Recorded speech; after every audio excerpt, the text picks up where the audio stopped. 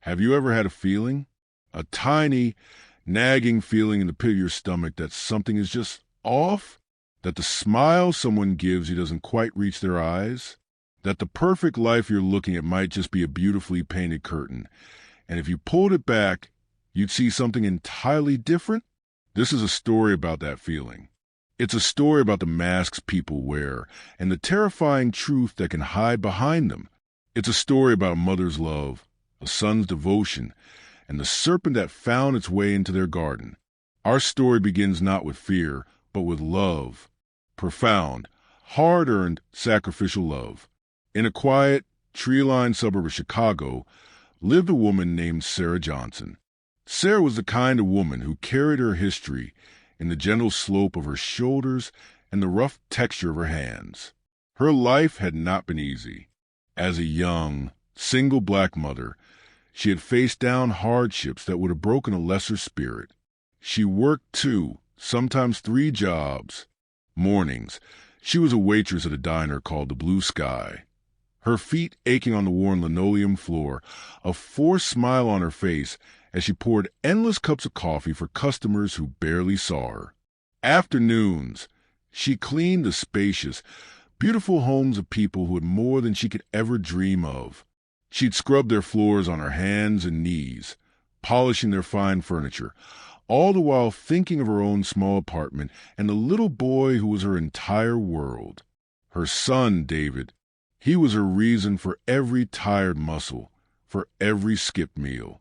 She would go hungry to make sure his plate was full, telling him she'd already eaten. She would stay up late into the night, her eyes burning with exhaustion, mending his school clothes so he would look neat and presentable. She was his mother and his father, his cheerleader and his disciplinarian.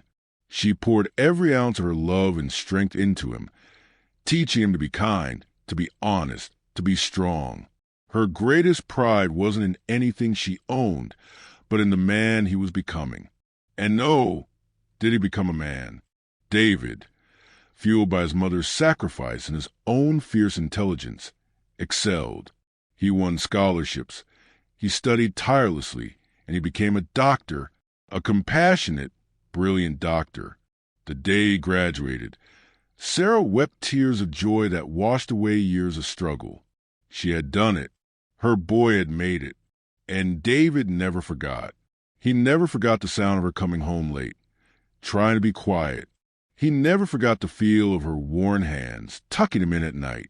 His love for her was a driving force in his life. As soon as he could, he bought a beautiful, spacious house with a lovely garden. His first priority wasn't fancy cars or lavish trips. It was her. "Mom," he said, his voice full of the love that brought fresh tears to her eyes. "You're coming to live with me. You spent your life taking care of me. Now it's my turn to take care of you." He gave her a gorgeous bedroom on the ground floor with a large window that looked out onto the rose bushes. He made sure she had everything she could possibly need. For the first time in her life, Sarah Johnson could rest. She could sit in the sunshine and read a book. She could enjoy the peace and safety her son had built for her. This was her golden years. This was her reward. And for a beautiful, blissful time, it was perfect. It was just the two of them, a team against the world, finally able to enjoy the fruits of a lifetime of struggle. And then David met Clara. Clara was beautiful. There was no denying that. She had a smile that could light up a room and a laugh that sounded like music. She was smart, charming, and she seemed to adore David. When David brought her home to meet his mother, Clara was the picture of perfection. "Oh, David's told me so much about you," Clara said, her voice sweet as honey. She took Sarah's hands in hers. "He adores you. It's so wonderful to finally meet the woman who raised such an amazing man." She would sit with Sarah for hours, listening to her stories, asking questions about David's childhood. She called her Mom Sarah. To David, it was a dream come true. His beautiful, kind fiancée and his beloved mother, getting along like 2 peas in a pod. He believed he had found the missing piece to their perfect family. Sarah was happy for him. Truly, she wanted nothing more than for her son to have the kind of love and partnership she herself had never had. She welcomed Clara into their family with an open and trusting heart. Before the wedding, David sat Clara down for a serious conversation. He held her hands and looked into her eyes, his own full of love and earnestness. "Clara, you know my mother is my world. After everything she did for me, I need to know that you'll love her and care for her, that you'll treat her like your own mother. This is non-negotiable for me." Clara placed a gentle hand on his cheek, her eyes wide and sincere. "David, my love, of course. I already love her. She's a wonderful woman. I promise you I will take care of her and honor her always. You will never have to worry." He believed her. He married her with a heart full of joy, convinced his family was now complete. The change was so slow, so subtle, that at first Sarah thought she was imagining it. It started in the small, quiet moments after David's car would pull out of the driveway in the morning. The warm, engaging woman would vanish. The sweet tone Clara used when David was home would turn flat and cold. It was in the things she didn't do. A question would be met with silence. A request for a glass of water would be forgotten for an hour. A tray of food would be placed just out of Sarah's reach. Sarah, a woman who had spent a lifetime not wanting to be a burden, blamed herself. "I'm being too needy," she thought. Clara is a newlywed. She's busy. She's adjusting. She tried to be smaller, to ask for less, to make herself invisible. But the coldness didn't go away. It grew. It turned from quiet neglect into something darker, something deliberate. Clara began to misplace Sarah's pain medication.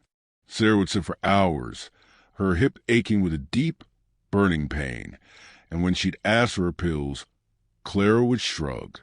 "I don't know where you put them, Mom Sarah.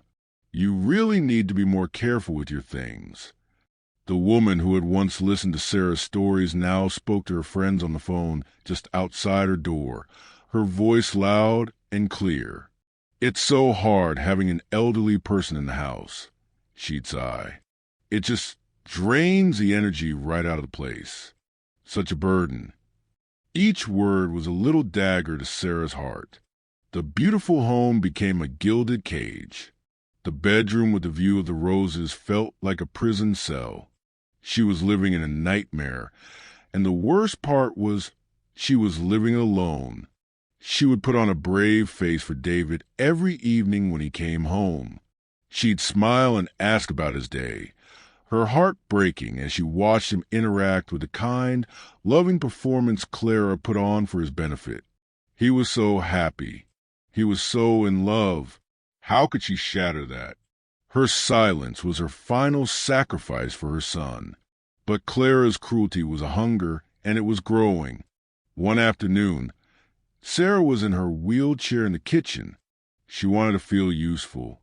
"Clara, dear," she said gently, "would you like me to pour the water for lunch?" Clara didn't even look at her. She just shoved 2 glasses and a pitcher across the counter. "Fine." Sarah's hands, worn from a lifetime of labor, trembled slightly. As she poured, a little water sloshed onto the clean countertop. "Oh, I'm so sorry," Sarah said immediately, her face flushing with embarrassment. "Let me clean that up." She started to wheel herself toward the sink for a cloth. Suddenly, Clara slammed a knife down on the cutting board. The sound was like a gunshot in the quiet kitchen. She turned, and the polite mask was gone. Her face was contorted with an ugly, pure anger. "You did that on purpose, you old woman," she hissed. "You just want to make more work for me." Sarah was stunned. "No, Clara, it was an accident, I promise." But Clara wasn't listening. She stormed over, grabbed the handles of the wheelchair, and gave it a violent, angry shove. The chair jerked forward, banging into the kitchen table and sending a sharp, shooting pain through Sarah's bad hip. Sarah cried out, a small gasp of shock and pain. Clara leaned down, her mouth next to Sarah's ear. You think you can just sit there all day being useless and making messes? Next time, be more careful. Then, as if nothing had happened, she turned back to the counter and continued making lunch, humming softly. Sarah sat there, trembling. It wasn't just the physical pain. It was the shock, the sheer, undiluted hatred in Clara's eyes. That was the day Sarah understood. This wasn't a misunderstanding. This was malice. The abuse became a regular, terrifying part of her life. The pushing, the withheld food, the hidden medicine. She lived in a state of constant low-grade fear, always waiting for the next small act of cruelty. Finally, she couldn't take it anymore. She had to know why. One day, as Clara was gathering her laundry, Sarah gathered every ounce of her courage.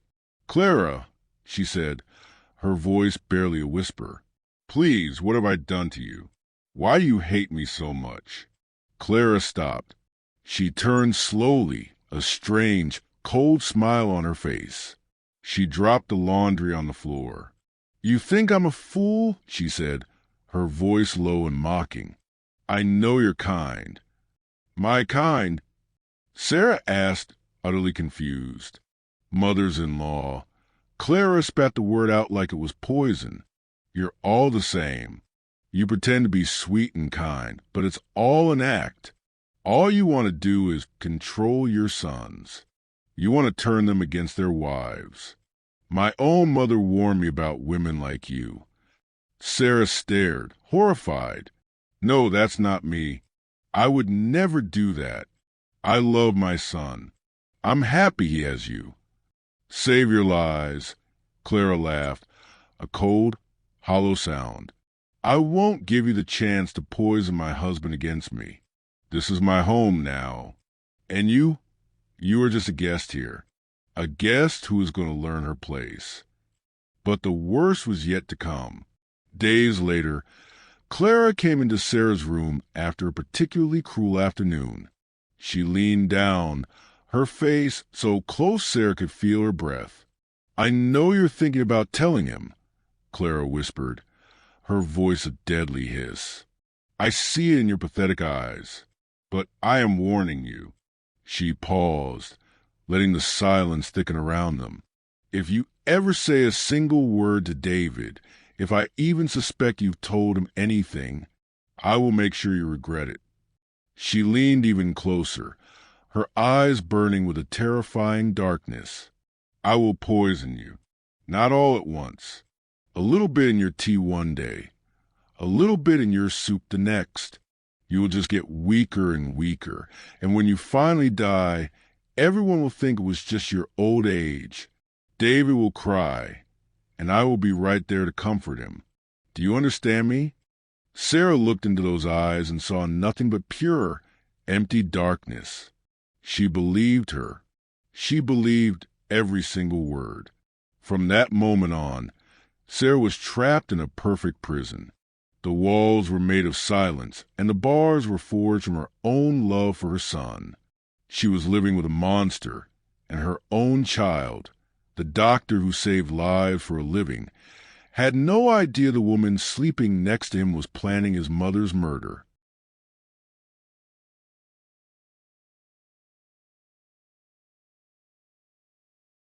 Have you ever kept a secret so heavy, so terrifying, that you felt it was physically crushing you? A secret that lived in your throat, threatening to choke you every time you tried to speak? That's where we left Sarah, trapped in the beautiful home her son built, living with a woman who had promised to love her but had instead promised to kill her. Her life had become a silent, screaming nightmare. Every meal Clara brought her was now a potential death sentence. Every cup of tea was a possible cocktail of poison. The fear was a constant, cold knot in her stomach.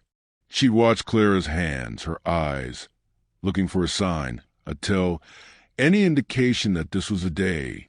She was dying 1,000 tiny deaths before a single drop of poison could ever touch her lips. But the love of a mother is a fierce, powerful thing. It's stronger than fear, stronger than self-preservation. One afternoon, something happened that made that love roar back to life, louder than her terror. She was sitting in her room, holding her most precious possession, an old leather-bound photo album. It was filled with pictures of David. David as a gap-toothed first grader. David holding a science fair ribbon, her favorite. A picture of the two of them on a park bench, his arms slung around her shoulders, both of them laughing in the sunlight. This album was the story of her life's work. It was her heart, printed on paper. Clara came in without knocking, carrying a glass of water. She put it down roughly on the bedside table, and then her eyes fell on the open album. She saw the picture of Sarah and David, so happy, so connected. A nasty, ugly sneer twisted her beautiful features. "Still living in the past, I see," Clara said, her voice dripping with contempt. "Back, when you were the only woman in his life. You must hate me for taking that away from you." "That's not true," Sarah whispered, clutching the album to her chest. "I am happy he has you." Clara let out a short, cruel laugh. "Oh, please." And then she did it. She picked up the glass of water she had just brought. With a slow, deliberate, steady hand, she poured the entire contents directly onto the open page. The water soaked into the old photographs, blurring the colors, distorting their laughing faces into watery ghosts. Sarah gasped. It felt like Clara had poured that water directly onto her soul. "No. Why? Why would you do that?" "Just a little spill," Clara said with a cold shrug, placing the empty glass back on the table. She looked down at the ruined memory, a look of pure triumph in her eyes. Then she turned and walked out. Sarah stared at the destroyed picture, and something inside her broke. This wasn't just about her anymore. This was an attack on her son's history, on their love, on every sacrifice that had led them to this moment. Her silence wasn't protecting David. It was allowing this evil to poison his entire world. That night, she waited. She heard David come home. She heard the familiar sounds of dinner, of conversation. She heard their footsteps go upstairs. The house grew quiet. Finally, she heard the soft knock on her door. David came in, looking tired but smiling his familiar, loving smile. "Hey, Mom, how are you feeling tonight?" He sat on the edge of her bed and took her hand. And Sarah looked at her son, her wonderful, good-hearted son, and she knew she could no longer lie to him with her silence. Tears welled in her eyes. David's smile instantly faded. "Mom, what's wrong? What is it?" "David," she began, her voice a raw, broken whisper. "I need to ask you something. Are you happy? Are you truly, truly happy?" David was confused. "Yes, of course I'm happy. I have a great job, a beautiful home. I have you and I have Clara. Why would you ask me that?" This was it, the moment of no return. "David," she said, the tears now falling freely. "Clara, she is not who you think she is." David's brow furrowed. He looked completely baffled. "What are you talking about, Mom? Clara is wonderful. She loves you. She takes such good care of you." "No, son." Sarah wept, her body shaken with the force of her sobs. "No, she doesn't. That is only for you to see. When you are not here, when we are alone, she is a different person." David slowly pulled his hand away. A wall of disbelief was hardening his face. A different person? What does that mean? The floodgates opened. Sarah told him everything. The coldness, the withheld food, the missing medication, the cruel shoves of her wheelchair, the destroyed photograph. She held nothing back. And then she told him the worst part. Her voice dropped to a terrified whisper. And there is more, David. There is something else. Something terrible. She was sobbing now, her whole body trembling. She threatened me. She said that if I ever told you the truth, she would poison me. A little bit at a time, so that no one would know, so that you would think I just died because I was old. The word poison hit David like a physical blow. The air left his lungs. This wasn't a misunderstanding. This was a specific, horrifying, premeditated threat. A hot, blind rage began to boil up inside him. He was a doctor. His life was about saving people, and his own mother was telling him she was in mortal danger under his own roof. He stood up, his face a mask of fury. "I'll be right back," he said, his voice dangerously quiet. He stormed out of the room and up the stairs. He burst into his bedroom and flipped on the light. Clara woke up with a start. "David, what's wrong?" "Get up," he said, his voice shaking with a rage she had never heard before. "Get up right now." He told her everything. He repeated every word his mother had said.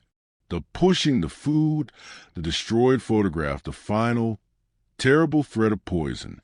As he spoke, Clara's face transformed. It was a masterful performance. Sleepiness was replaced by shock, then by deep, heartbreaking sobs. She began to cry, clutching the bed sheets. "David, no," she wept. "How could you even think these things? How could she say these things?" She looked at him, her face a perfect picture of a wounded, innocent victim. "David, my love, I know this is hard for her. She had you all to herself for so many years, and now I am here. She must feel like I'm taking you away from her. She must be confused. She must be imagining things. Oh, David, this is breaking my heart."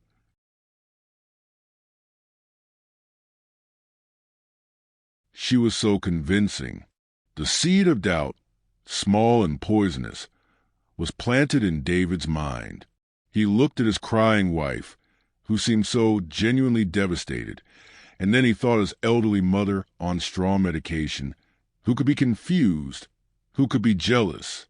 His heart was being torn in two. One of them was lying, and for the first time in his life, he didn't know who to believe.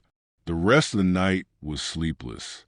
David slept on the couch, lost in a fog of confusion and agony. The next morning, an icy silence filled the house. He couldn't look at Clara. He couldn't go back to his mother's room. He was paralyzed by doubt. But as he sat in his office at the hospital that day, staring blankly at a patient's chart, the fog began to clear. He thought about his mother, who had never lied to him, not once in his entire life. His mother, whose whole world had been built on truth and sacrifice. And he thought about Clara's performance. It had been perfect, too perfect. A cold certainty settled over him. His gut, his doctor's instinct, told him his mother was not confused.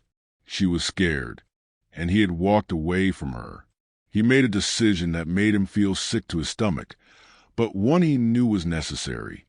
He told his nurse he had a family emergency, left the hospital, and drove to an electronics store. He bought a small, discreet nanny cam. His heart pounded as he drove home. He felt like a traitor, a spy in his own life. He parked down the street, slipped into his own house like a thief, and installed a tiny camera on a bookshelf in his mother's room, ensuring it had a clear view. He connected it to an app on his phone and slipped back out, back at the hospital. He could not take his eyes off his phone. For a long time, nothing happened.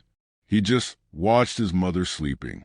A part of him prayed that nothing would happen, that he was wrong.